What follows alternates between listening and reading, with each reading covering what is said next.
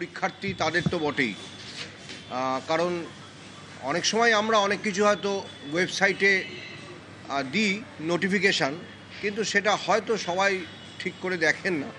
ফলে আপনাদের মাধ্যমে অনেক তথ্য যায়। কারণ আপনাদের আমি অনুরোধ করেছিলাম আগেও যে 10টার সময় যে উপস্থিতি বাধ্যতামূলক, এই ব্যাপারটা জানিয়ে দিতে, এবং আমি কৃতজ্ঞ যে অনেক চ্যানেল তারা স্ক্রোল আকারে সেটা দিয়েছে। আমি জানি না এখনও চলছে কি না।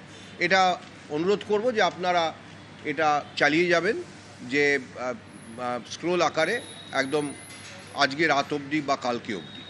আর আজকে আমাদের সাংবাদিক সম্মেলনে এই কথাটা আবার করে বলে দিচ্ছি যে যেহেতু আমাদের অ্যাডমিট কার্ডে প্রাথমিকভাবে লেখা ছিল যে 11টার মধ্যে উপস্থিতি, আর তারপরে আমরা সিদ্ধান্ত নিলাম যে আরেকটু এগিয়ে দেওয়া দরকার, কারণ নিরাপত্তাজনিত যে তল্লাশি হয় তার জন্য আরও সময় লাগতে পারে, সেজন্য 10টার সময় উপস্থিতি।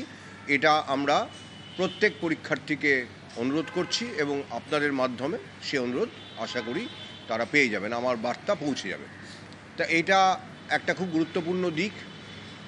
মোট পরীক্ষার্থীর সংখ্যা আপনাদের আগেও বলেছি আমি, দুটো পরীক্ষা মিলিয়ে 5,65,000-এর মতন।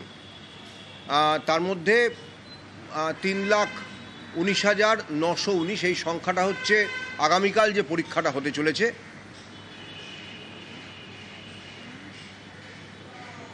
এটা আগামীকাল যে পরীক্ষাটা হতে চলেছে, আর যেটা 14 তারিখ হতে চলেছে, অর্থাৎ 11-12 একাদশ দ্বাদশ শ্রেণীর জন্য, সেটাতে 2,46,500 মতন, 2,46,000 কিছুটা বেশি, অর্থাৎ দুটো মিলিয়ে মানে 5,65,000-এর বেশি, প্রায় 66,000-ই হয়ে যাচ্ছে।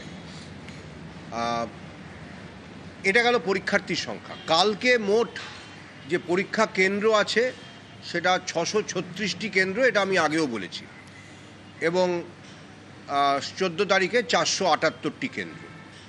এটা আপনারা অনেকে হয়তো সেটা কাগজে লিখেছেন বা আপনাদের বৈদ্যুতিন মাধ্যমে আপনারা দেখিয়েছেন। এটা গেল পরীক্ষা কেন্দ্র। এরপরে আরও একটু খুঁটিনাটিতে আমরা আসতে পারি, যে তথ্য যেটা আপনাদের হয়তো মনে হতে পারে যে এটা প্রয়োজনীয়, যে পরীক্ষাটা নিশ্চিতভাবে সুরক্ষিত করতে বা পরীক্ষার সুরক্ষা নিশ্চিত করতে আমরা